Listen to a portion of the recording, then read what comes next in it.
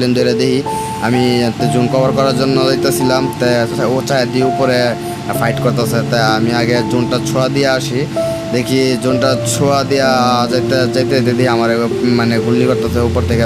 তারপর আমি আবারও জোনে যাওয়ার জন্য চেষ্টা করতেছি, কিন্তু আমি অনেক জোনে ছিলাম, ওই জোনে থেকে আইছিলাম। তাই আমি ওই দেখি ওই জায়গায় দিয়ে ফাইট করতেছে। এই বাইকে ওই ওয়াও করে দিতেছিলাম, তা আবারও ক্যারেক্টার ওয়াও করে আমি সব পিছনে যাওয়ার চেষ্টা করতেছি। যাইয়া দিই আমার নেটটা খুবই খারাপ ছিল তখন। নেটে খারাপের কারণে আমি ব্যাগে এসে বসে জন্য দেখি জুনের ভিতর থেকে কেউ আমার পিছন মারে কিনা। তা চাই দিই পিছন মারার মতো কেউ নাই, তাইলে আমি আগায় দিই, সামনে আবারও ফাইট করতেছে। তাই আজকে জানেন তো আজকে কিং আমি দিই একটা নৌকায় ভরে লইছি, তাই এটারে ক্লিয়ার করলাম। ওই যে গাছের ব্যাকআপ একটা এটার ব্যাকআপ পাওয়ার জন্য আমি পিছনে জোনের পিছিয়ে কারে লইছি জোনের ভিতরে। তো হেডারে আমার টিমমেটটা নক করে দিছে। অথচ আমার খেলা দেখেন, আপনারা দেখতে থাকেন, আমি কথা বলবো কি আর আপনারা শেষ পর্যন্ত দেখেই বলবেন আমি কোন ধরনের গেম প্লে করি আর কোন ধরনের গেম প্লে আপনাদেরকে দেখাই। সেটা আজকে আপনারা দেখবেন, মন দিয়ে দেখবেন, বা তাইলে বুঝতে পারবেন।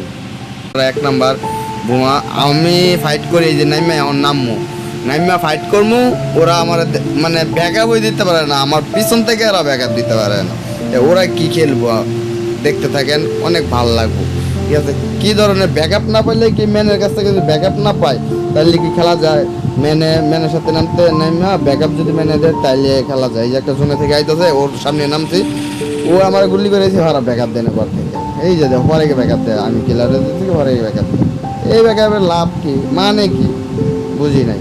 এই ব্যাকআপের মানে নাই, কোনো কিছু নাই। তা আমি যেহেতু মরে গেছি, তা ওদেরকে আগে বলতেছি আমার রিভাইভ দেওয়ার জন্য প্রস্তুতি নেই তোরা, আমার রিভাইভ দেওয়ার জন্য প্রস্তুতি নেই তোরা। তাই ওরা এই যে একটা গাধা শ্রেষ্ঠ গাধা, ব্যাকআপ তো বুঝলোই না, মানে ব্যাকআপ কি ওর কাছে ও বুঝলোই না।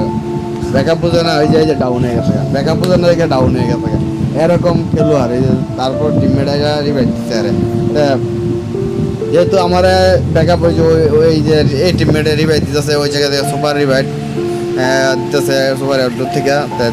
যেহেতু দিতেছে, তা আমি আবারও ল্যান্ডিং করলাম ওই সামনে আগের জায়গা বলতে একটা এনিমির উপরে নামি। দেখেন, দেখতে থাকেন এই ম্যানটা কত ধরনের টেকনিক আমার উপরে চালানোর পরও আমি টিকে আছি। তাই সবাই বলে, আমি বলে গেম প্লে করি না, আমার কাছে কিন্তু পিস্তল অন্য কিছু গান নাম, কিন্তু এই টিমমেটের উপর নামছি, একটা গুলিও লাগাইতে পারি নাই। মোটামুটি একটা গুলি লাগছে, তারপরও